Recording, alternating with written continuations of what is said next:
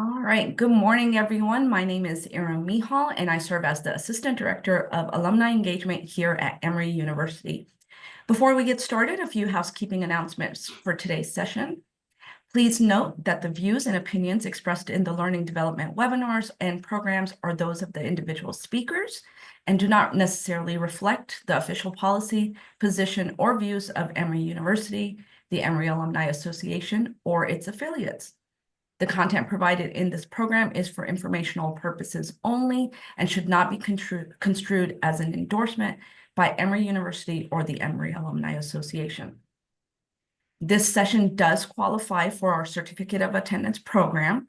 So if you would like credit for today's session, please share your first and last name as you'd like it to appear on the certificate and the email address where you'd like it sent. The session is being recorded. If you have any questions throughout the session, please feel free to share them in the chat box. All right, now I'm excited to kick off our very first Emory Experts Unplugged Coffee and Conversation with Dr. Rajiv Garg. We're so grateful for one of our recent 40 Under 40 honorees, Ryan Green, for facilitating today's discussion. And at this time, I will pass it to Ryan to introduce himself and our featured speaker, Dr. Rajiv Garg. Thank you, Aram. Hey, everyone. I'm Ryan Green, college class of 2012. I had the privilege of studying economics and psychology a couple of years ago. I have spent the majority of my career helping people unlock the best of technology, whether that be helping older adults access the best of the internet, telehealth, online banking, or building out experiences that help millennials and Gen Z more seamlessly navigate e-commerce. Today, I have the sincere privilege of introducing Dr. Rajiv Garg. He's an associate professor of information systems and operations management at Emory University's Goizueta Business School. His research focuses on the economic and social implications of digital technologies, algorithms, and human-machine interactions. His research has attracted millions of dollars in funding and has been published in top journals. Dr. Garg's research has been presented over 60 times at various international conferences worldwide, and he has been invited to give academic talks at more than 25 academic institutions globally. He also serves on a U.S. AI Safety Institute task force, contributing to the development of policies and guidelines for the ethical and responsible use of AI. I am so excited to be here with you today, Dr. Garg. Thank you for joining us. Oh, thank you. That was very kind. Your research lends itself to so many topics currently being addressed in the political arena and on an international scale. I didn't know where to start. So in full transparency, I fed your bio and some general topics that I was interested in to both ChatGPT and Perplexity. Your bio and just like it seemed fitting. So I'm really excited to dive in. First, to set an agenda. I'm going to start the conversation with a bit of a softball toss around what AI can actually accomplish today. Let's set the mood, if you will, for the fact that it's about 9 a.m. on a Wednesday morning. Thank you, everyone, for grabbing your cup of coffee and joining me in this conversation. In about 45 minutes, we should land somewhere in the conversation of whether TikTok is a national security risk and what just happened with DeepSeek. I'll then open up for questions. Shall we begin? Sure. That is a great... and by the way, did ChatGPT do a better job or Perplexity? You know, I picked and chose questions and answers based on which ones I preferred the responses to. I'll perhaps give you the opportunity to suggest which prompt created which or which model created which prompt or question. And then at the end, I'll even tell you which one was my favorite. Okay.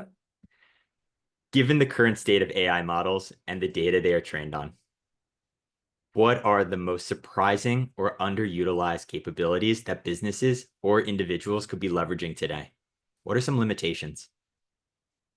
So that's a good question. But starting with like what AI can do first is essentially, I mean, and AI can do a lot of things right now, even make that good cup of coffee for us, right? So it can actually learn what we like in coffee, and there are machines that can actually use these AI systems to essentially create that best cup of coffee. So every organization is sitting on trove of data.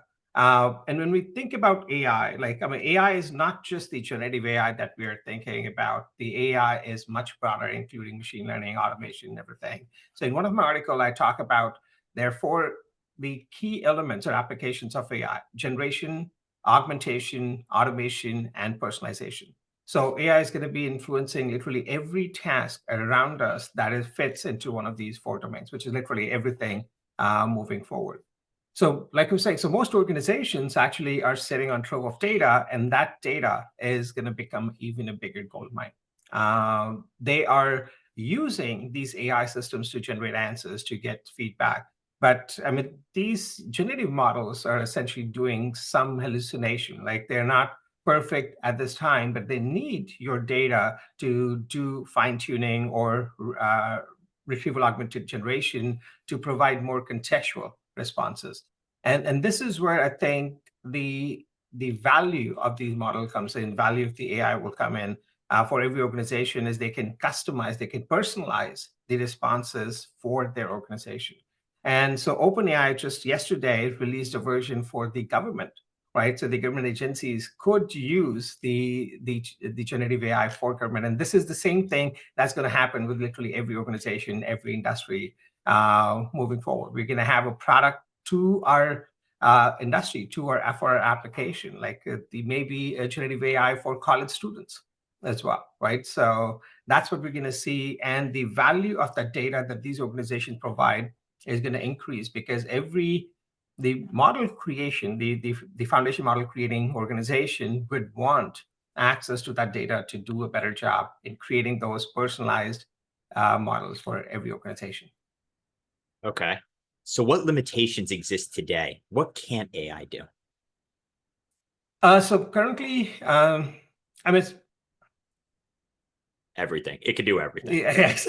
So now I'm trying to think. Like, so I don't want to say a word like or an application where it can do. I mean, if we wanted an AI with my avatar, with everything, talking to you, answering these questions, we could do that even today, right? So the cool thing that we are, or everybody is working to build, is artificial general intelligence. So it is going to reason itself, trying to learn from the environment, trying to act and do things for humans to make their life better, right? So the reasoning capabilities are there when providing a response to something. But it can do, like if it looks at you, your facial expressions, and says like, you look stressed, let me take care of this work for you automatically. And we're not there yet, right? So that artificial general intelligence is something that is not there yet. But most of the things, technically, it's all feasible. Are we doing it right now? I mean, so that is something different. That's why I was a little hesitant, because I'm like, we're not all making coffee with the help of AI right now, right? But we can. So the capabilities are enormous. It can do a lot of things. And if you want, the technology is there to do almost everything. Okay. And despite having my question set, I'm already going off the rails. We know that every platform, software as a service, every piece of technology is training on its own data. But a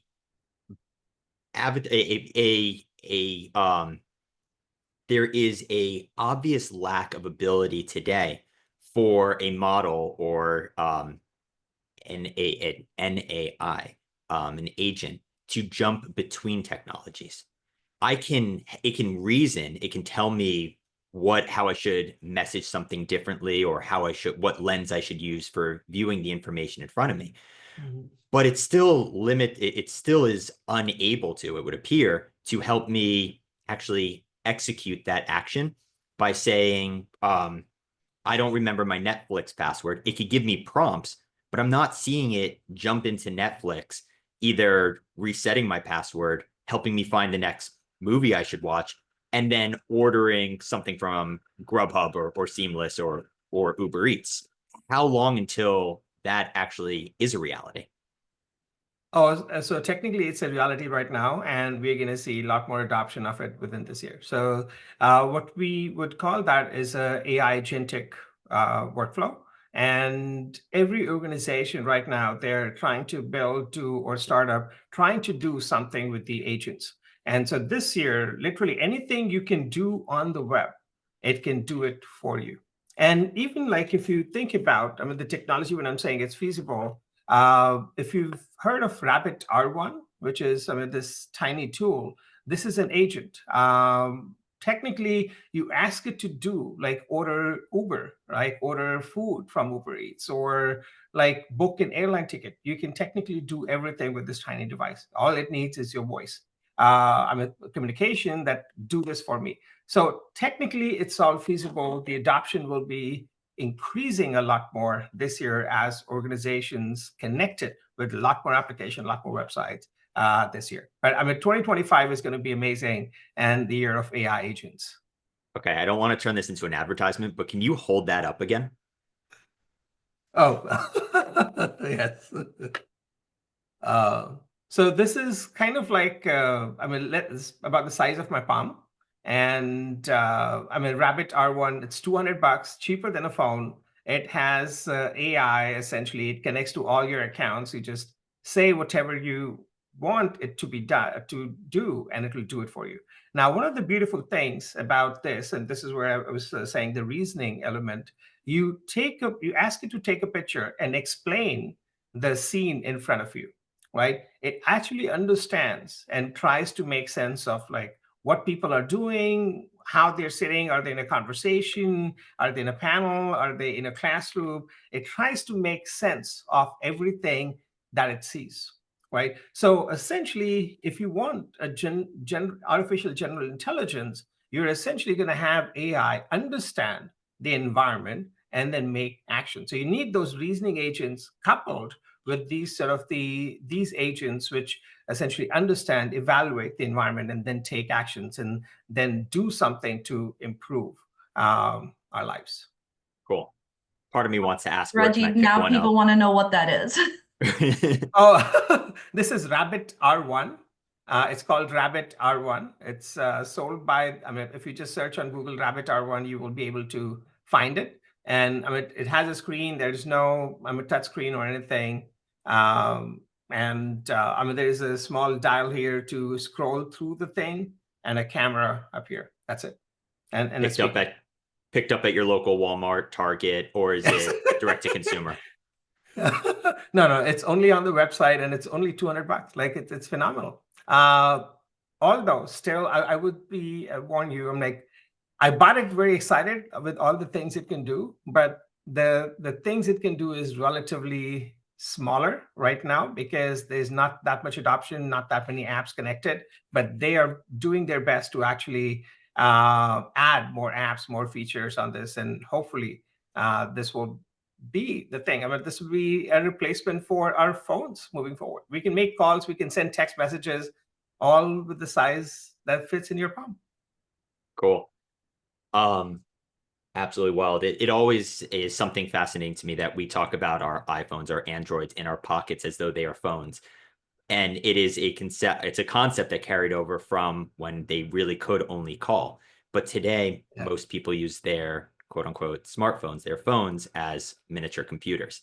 It's the same thing with the Apple Watch, right? This is a computer on my wrist. It is not just telling me the time. I probably look at my phone or my smartphone, pulling it out of my pocket to see what time it is more frequently than I actually use my watch to tell me the time.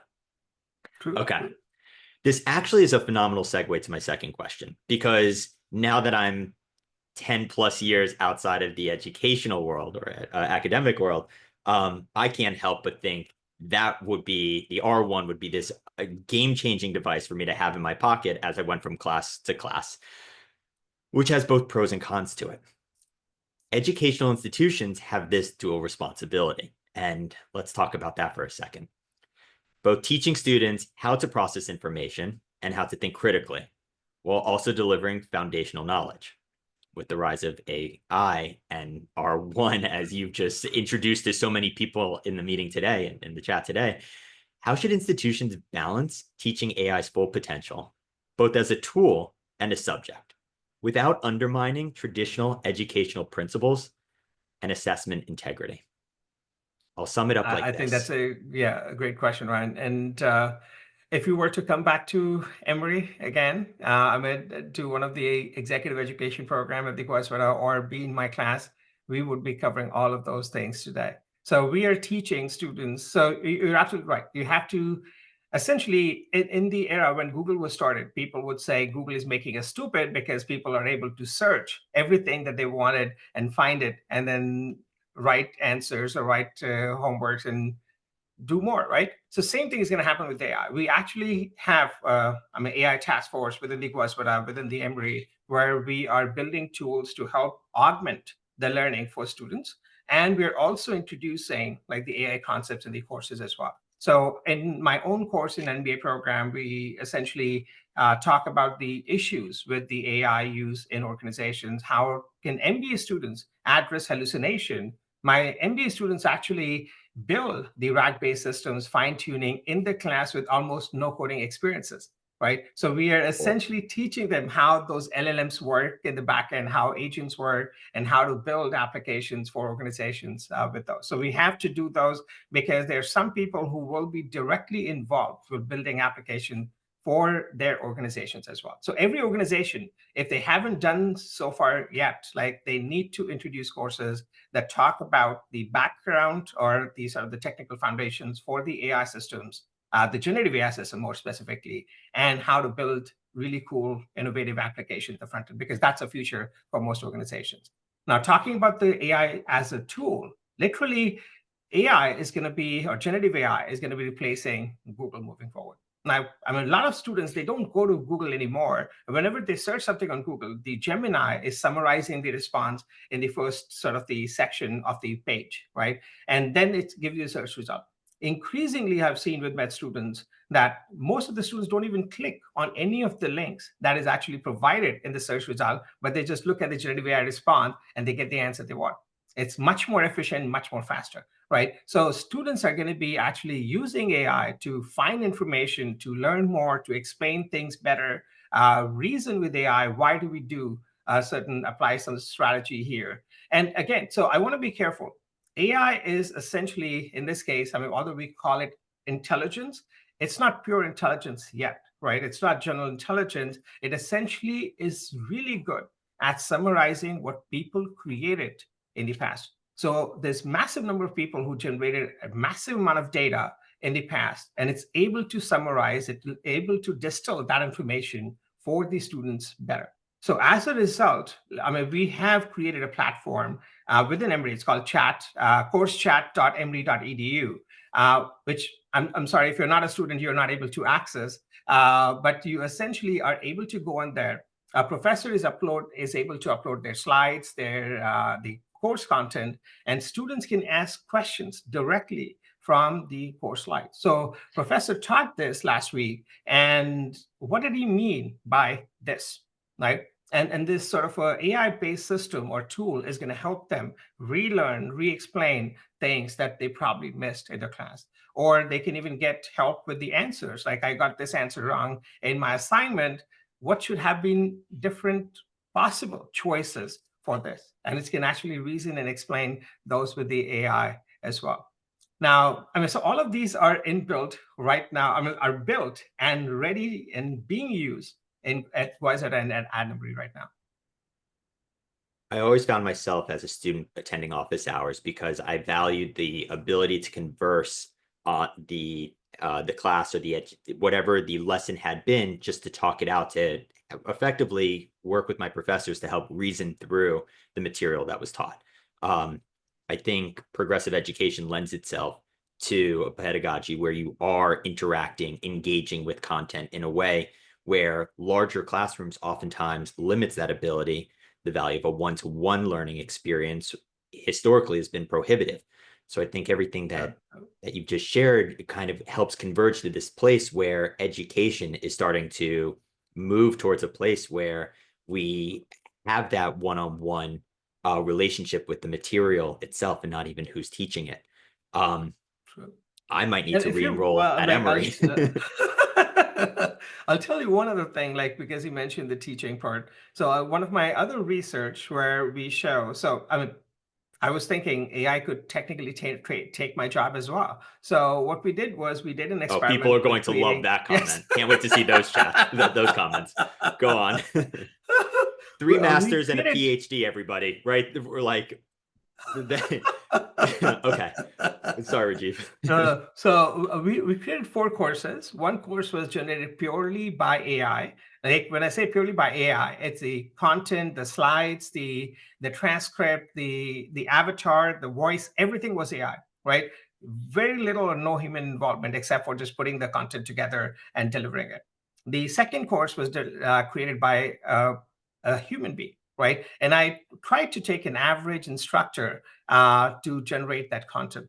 So average instructor in the sense like it's a person with a graduate degree with very little teaching experience, and said, you create the same course, create your own material, create your own transcript, deliver the course on your own.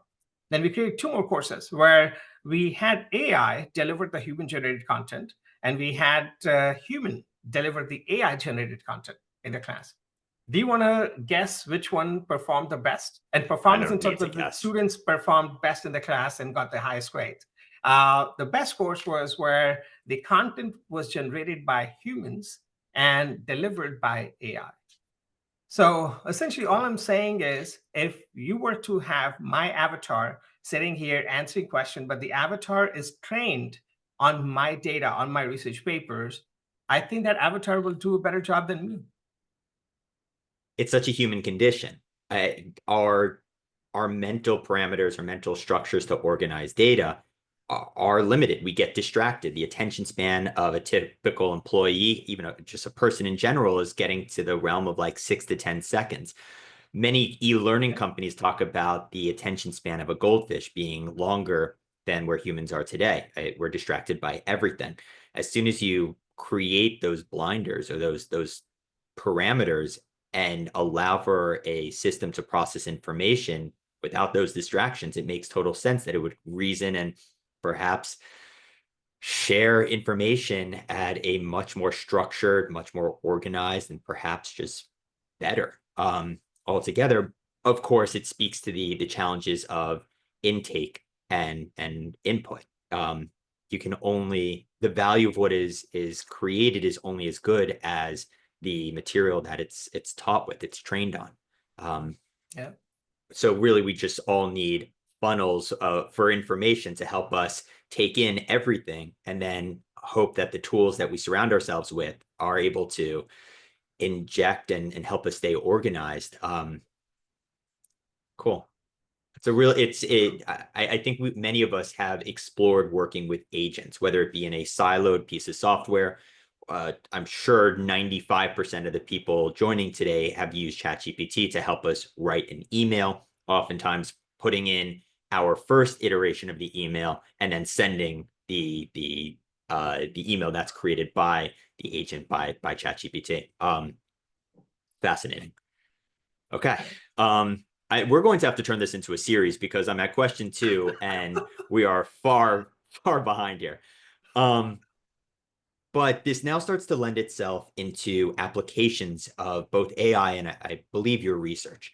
I think so many of us have seen different generations dancing on the sidewalk, filming a TikTok, taking photos. I'm sure most of us have at some point had a Facebook account or a Meta account, Facebook, Instagram, Snap, TikTok, Tumblr for many of you. So here's my next question. AI is revolutionizing content creation, with text to image generation being just the beginning, I am sure. Your research explores how digital content diffuses across platforms like Instagram, TikTok, and decentralized network. I love the word diffuses for describing where I'm going with this. All of these platforms are reshaping how we consider and effectively what traditional models of virality suggest. With AI now accelerating and personalizing content creation at scale, we just talked about it in an academic sense. What aspects of its impact on virality and content evolution are you most intrigued by? So that's a great question, Ryan. So I actually have a paper where we talk about what kind of content you can create and what is the recipe to create a viral content, right? So I'm not talking about like creating just viral content, but I'm in the context of AI. Over time, so AI can actually generate personalized content for everybody, right? So one of the recent papers that I'm working on with Ben Koinski in the Goizueta Business School is essentially for those ads that you see on social media or on Google. Every ad will be personalized individually to you. It can be done right now. The technology is there as well. So essentially, the content creation could be anywhere from a personalized ad for an individual or giving a script for a TikTok that is going to make your TikTok viral, right? So the content creation could go anywhere. And essentially the human element is needed, because if we don't use human element, like the creativity in this mix, the content is going to start looking very similar over time. And this is another paper that we actually just published, where we show there is a data leakage that happens in ChatGPT. But the essence there is that if you were to prime a question, a prompt, and I were to prime a question, a prompt the same way, the answers we're going to get will start looking very similar to each other. So as a result, like over time, when we generate content, we need that human creativity in the mix as well to make something unique. And over time, as more people are generating content, we need that more of creativity, like ChatGPT telling us what should be the game plan for a TikTok video, but humans are innovating it and creating it on their own. ChatGPT can tell us that, yes, this kind of a script will actually be more attractive for TikTok. But it's us that, as a human being, that's going to add that spice to the script and make it better. I'm thinking back to what you were speaking about with Gemini and Google. Google generates its revenue oftentimes through cost per click.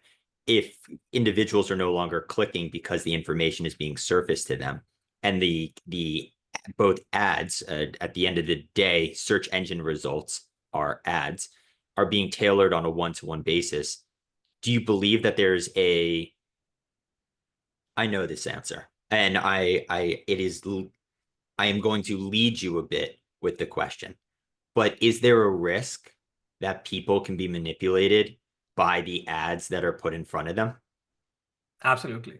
I mean, it's already happening to some extent, but it's going to happen even more. And not just the ad, every content, I'm sorry, every content that is put in front of us is to essentially engage us even more, right? If you think about the TikTok algorithm, right? The TikTok is essentially hooking us. And I mean, so like you mentioned, the goldfish memory, we have about 5 seconds of memory. If we don't like something in 5 seconds, we move on.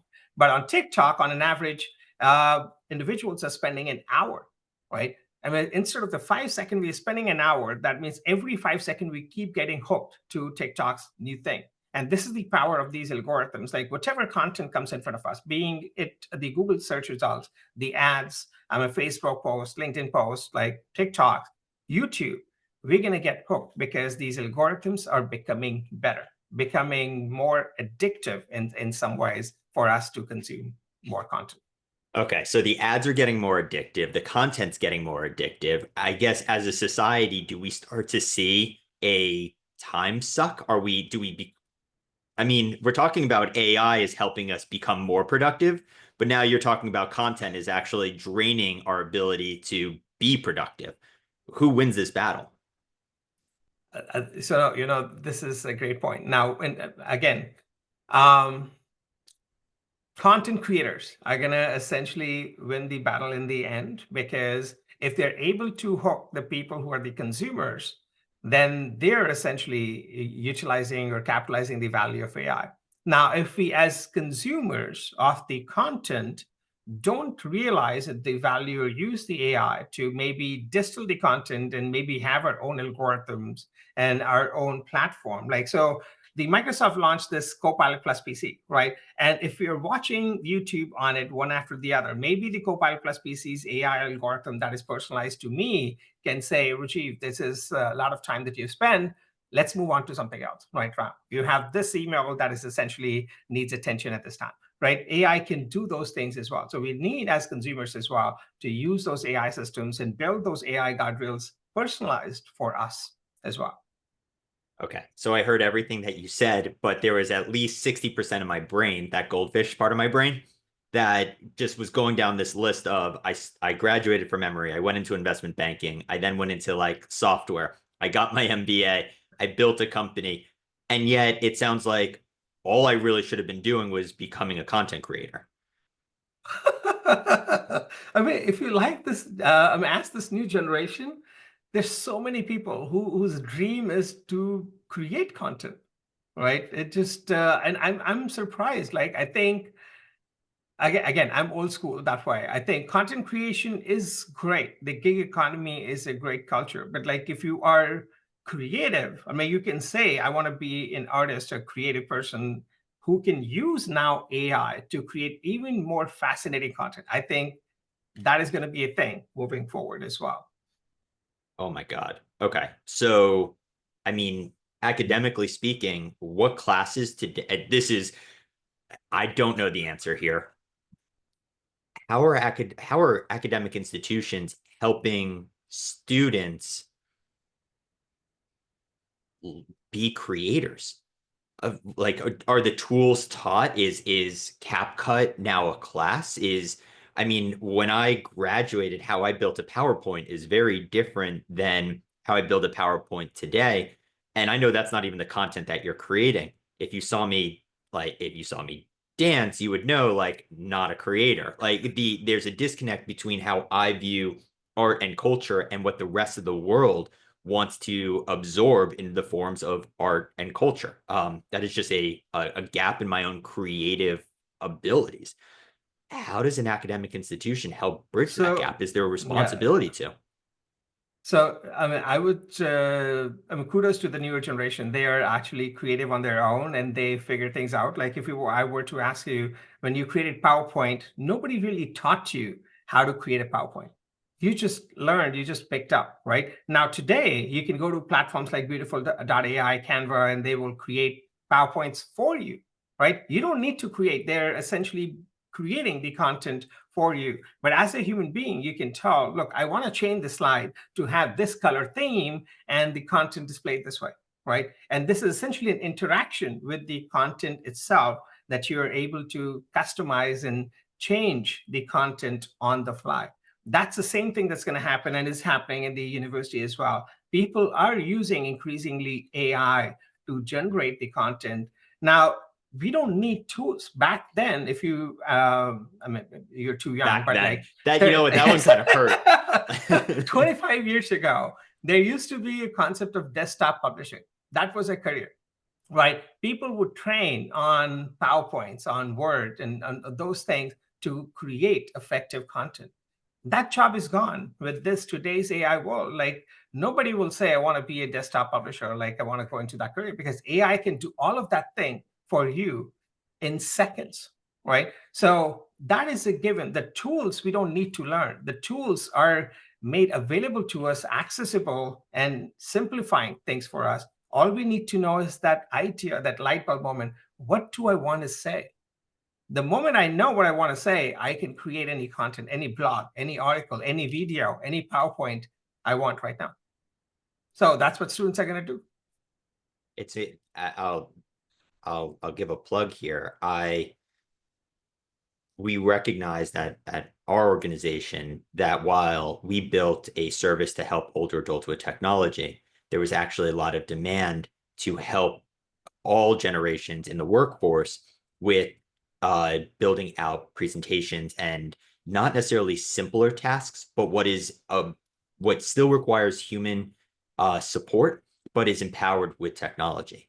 And so we spun out an entire call center and support service designed to just help people with presentations, decks, any type of outbound sales collateral, things that helped drive revenue for organizations, because we found that we were able to take outsourced labor, partner them with empowering tools, AI tools for content creation, and it started to take just an enormous lift off of American employees that they could focus on other things. So to your point, there's also probably a middle of the ground here where it's not necessarily just AI taking over, but it's empowering a subset of individuals, a very large middle of the road set of individuals to do more with less formalized education or even less exposure to a culture or community. They can be their efforts can be juiced. I want to spend just a couple minutes. You started to allude to it, but as I mentioned when we first started today, a lot of your research is in the public arena with respect to topics that are being discussed in institutions from East Coast to West Coast, North to South, all over the world. Can you help us understand how TikTok's algorithm is different from American social media companies like Meta, Snap, and others? There seems to be a difference here, or there's a perceived difference. I can't imagine a better person to just speak on that topic for a few minutes. Yeah, so I can't talk about the entire algorithm, but essentially, any organization that has a good compute power and a good content, they can do better, right? So technically, YouTube, Facebook, they all can do better, but they have a bunch of guardrails in place on what content to filter out, how to filter out, and all of that stuff, because of which the algorithm is good, but not that great. TikTok, on the other hand, has video content, and they have been collecting that content for years now, right? So the amount of content they have, like every transcript of a video, the flow of a video, who is sharing, when they're sharing, who is consuming, when they're consuming, all of that stuff could essentially be converted to, essentially, you can say it's a machine learning algorithm could be converted to a series of videos for any given individual. So suppose you started watching a Coke ad, right? I know from the history, from my data, that this Coke ad is very similar to this kind of an ad and is essentially creating this kind of an emotional response in people who tend to watch one of these 10 videos. Now, knowing what you have seen in the past, after this Coke ad for you, maybe I can give you a video from Delta Airlines, right? Because I know somehow maybe you're based in Atlanta and you watched a Coke ad, and here's a cool video that is going to create that happy emotions, and I'm going to display that video for you. That one-to-one because of the experience location. again. Yes, yes. So they have built an algorithm that essentially is personalized to every individual. And that is why they're doing such a great job. I mean, it's a recommendation system, but the recommendation system is creating that infinite wall or sequence of video that says, you watch this video, you watch this video, you watch this video, and I'm going to keep recommending you the one video after the other, and you're going to enjoy that sequence. If you skip, like you can, technically it takes fraction of a second to skip to the next video. And I now know that you did not like this video. And I look back in my data and see, how many people skip this video and what was the video they spend more time on? They watch completely, and I'm going to show that video to you almost instantaneously. Many respects, it's similar to what Netflix was doing 10, 15 years ago, right? Sum of squares, is that the general premise? Yeah, so I mean, cosine similarity, a bunch of different, yes. So they're reducing the sum of the squared and the errors of what you are predicting. But Netflix contents are much larger. I mean, their accuracy for a person liking a movie is 99.999%, so which is amazing. TikTok is doing that on a very short video, very large volume on the fly. Okay, right. And I guess in this world where we have 6 seconds of attention span, if you're able to hook someone in such a short period of time, your ability to influence some of their decisions at a high level, at a lower level.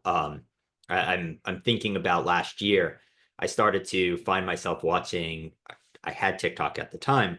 I found myself watching more and more clips of Suits, and I don't know what was driving it, and it was clearly content that was did not have the IP rights for distributing it, diffusing it, if you will.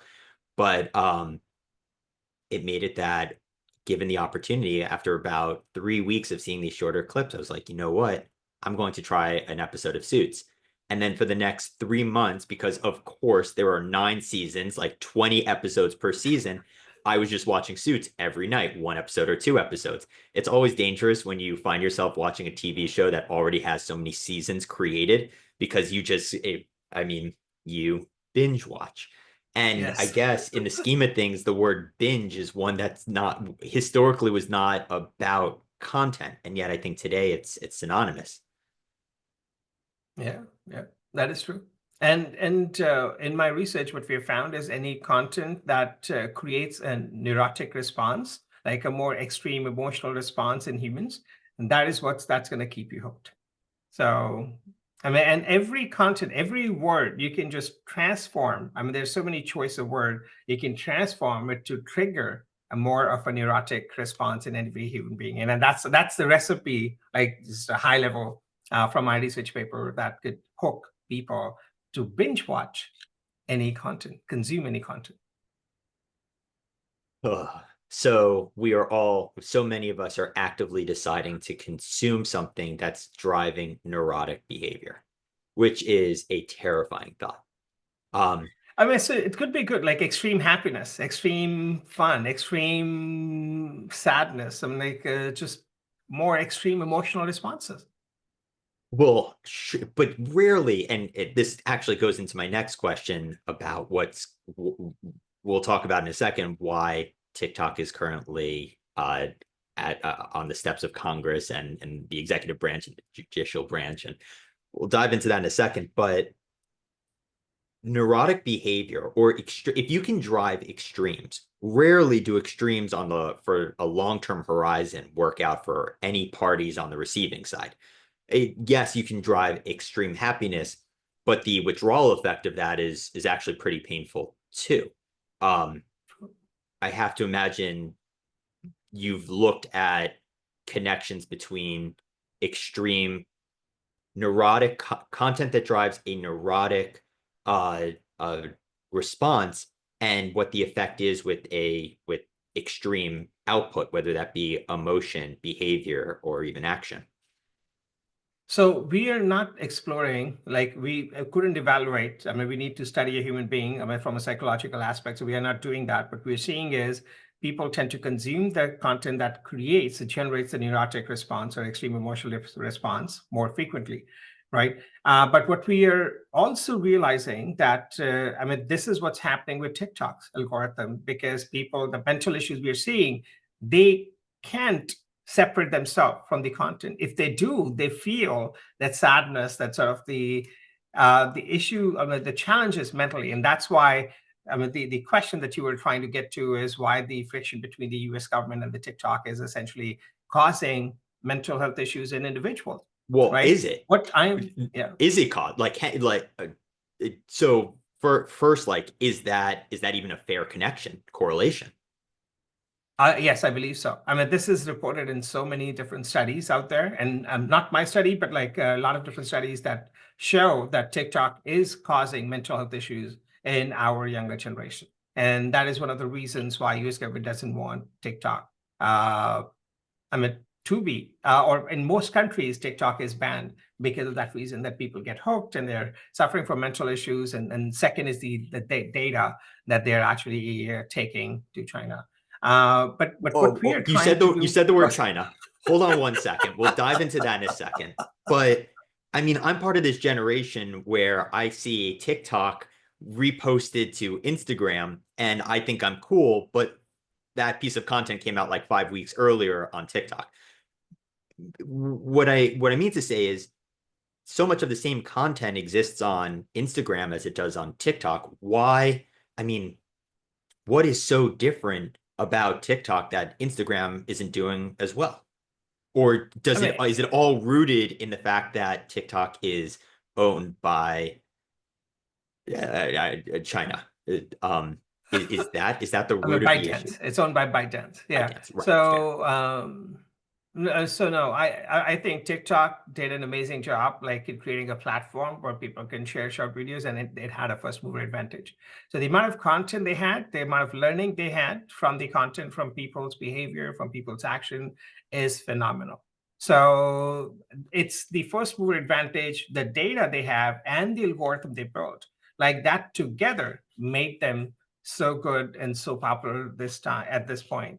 Instagram came, the Reels part, like which is sort of similar, came last year. It's much later in the game. So they're trying to play catch up for any country, any organization, any individual who is not on TikTok. They're trying to hook those individuals right now.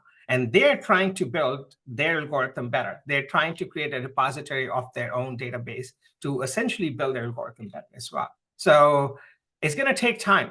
But Instagram, YouTube Shorts, they are all headed in the direction, but they just were late in the game that TikTok sort of led us to. I only have one last question, and it actually, in many respects, speaks to the effect of how valuable a year is in the first mover advantage. At any organization, especially in tech, how time is, in many respects, a moat. Here we go. And then I'm going to open up to questions. Yeah. So I think this is a great question, Ryan, to end. I think so. I mean, this that wasn't even the question. Okay. Give me. I want to hear what you have to say on that. Wherever you're going to take it. That wasn't even the question, though. Okay. No, sorry. I interpret the question as what should organizations do to gain that first mover advantage in this realm of AI, right? Probably more important than my next question, but yes, I think we'd all love to hear that. So what I was saying is every organization should encourage employees to use AI to build tools, build applications in their daily workforce right now. Because if you are able to train people to be more productive with the help of AI, they're going to stick with you. If you build AI systems that are personalized to your content, this is where you're going to gain expertise that these people who are now using your system, who get hooked to using AI to simplify their job in some way, they're not going to move anywhere else. And as a result, the companies can keep developing new tools and solutions for their customers, their partners as well, moving forward. So the future of work, like I think for companies to do better in this time of AI is essentially capitalize on their internal data, which is connected to the TikTok, and building their algorithms with the AI systems, like build RAG-based system, fine-tune the model, give access to the people like the TikTok consumers, so they are hooked at the workplace, that we enjoy Wednesday morning, 9 a.m., learning something new at workplace. I mean, every employer would love to be able to describe their employee base as hooked on either their culture or the tools that they've provided to them, or the product that they're selling, that they're building, the mission that they're on. I actually think there may be something more altruistic to what you've just shared than perhaps even than intended. Here we go. Last question. I have eaten into our community's question time. Staying on the topic of China for just 1 second, more than $600 billion was shaved off of NVIDIA's market cap on Monday, I guess 2 days ago. It was the single biggest market cap decrease in history. The market, so back to those topics of extremes. And I do realize that's a different topic, but at least we're seeing here again that extreme isn't always great. The market sell-off was triggered by a new model called DeepSeek. What do you think this means for the future of both chips as well as AI? You know, I think the DeepSeek is a phenomenal thing that happened to the world of AI. And I'm saying this because, so I mean, think, again, I'm very biased pro AI person. DeepSeek We've picked up on that. Yes. DeepSeek released their reasoning model and made it open source. Facebook Meta has their foundation model, the LLM, open source. Any organization that wants to build an in-house AI tool application, do research on artificial general intelligence, they want to start somewhere. They have Facebook Meta's Llama, and they have DeepSeek's R1, right? They can take the two and they can build phenomenal products in-house right now, right? So I think that's the beauty. We're going to see an increasing demand of AI and adoption by large organizations because these tools are now readily available. So the NVIDIA, I mean, actually invested in the chips ETFs yesterday, just because the market, went down. And then it's a fear that essentially took the prices down, but it's going to come back up because even more organizations are going to be able to invest in AI. If that algorithm was proprietary to DeepSeek, then the fear would be justified that there is some organization that is doing so much better outside of the United States. So what's going to happen with the organizations in the United States, right?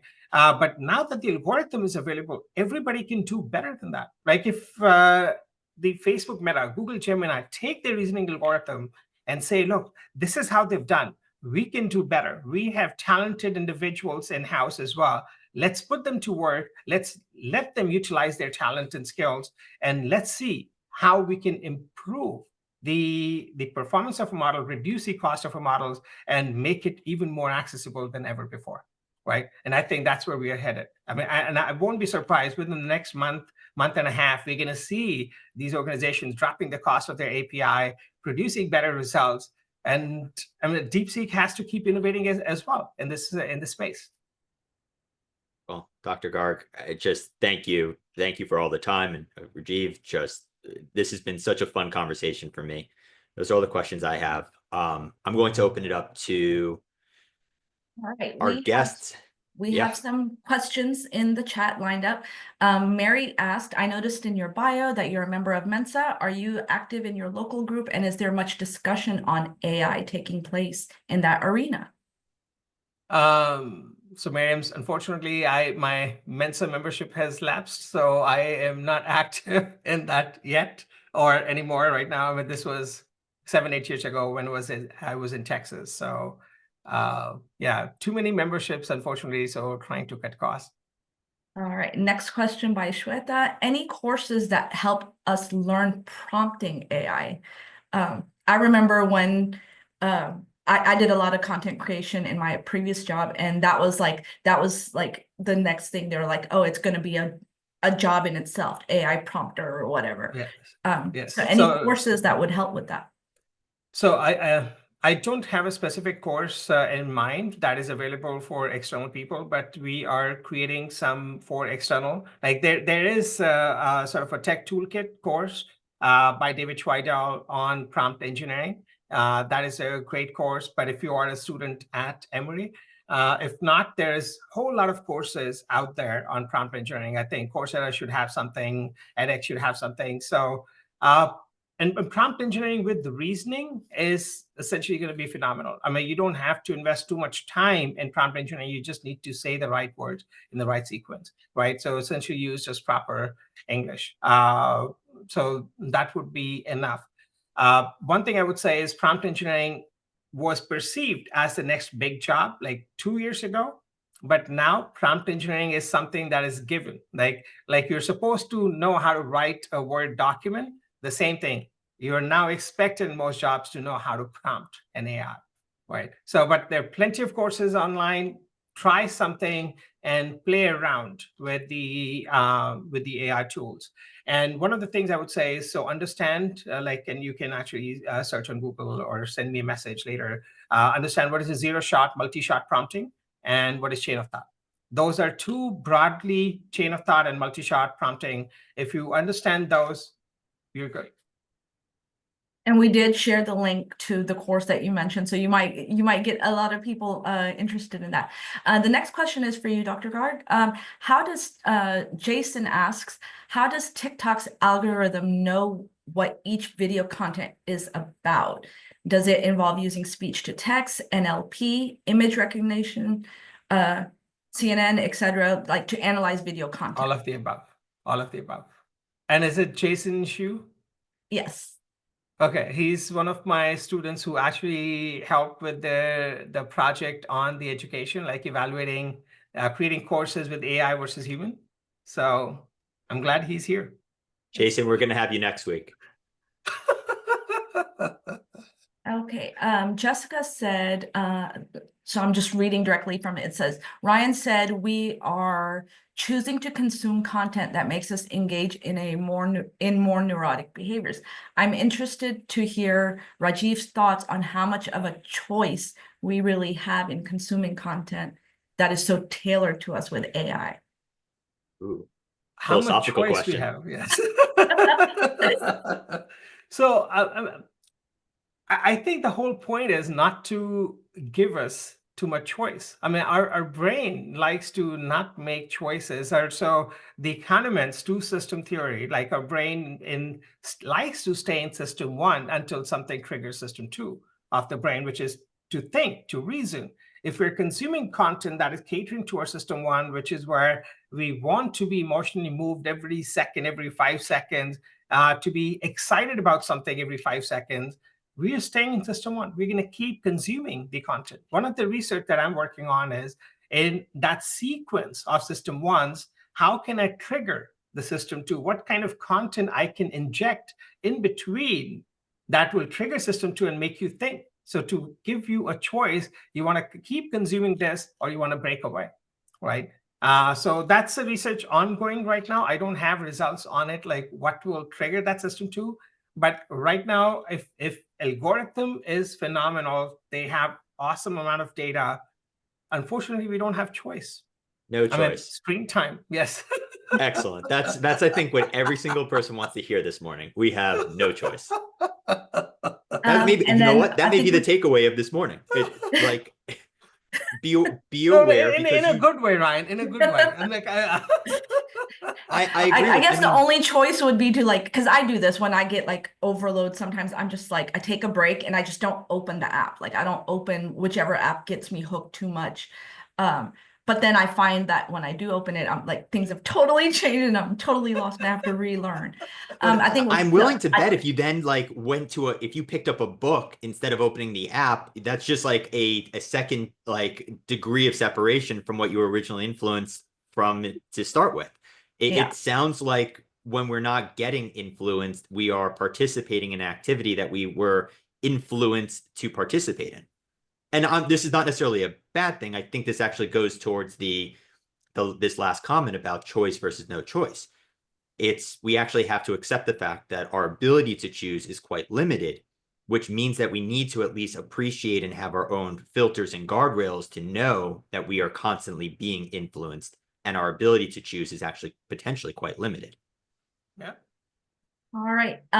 We did have a couple of more questions, but unfortunately we are out of time. But I do want to thank you guys both, Dr. Garg and Ryan, for being here with us today, for your time. This was so insightful and fun.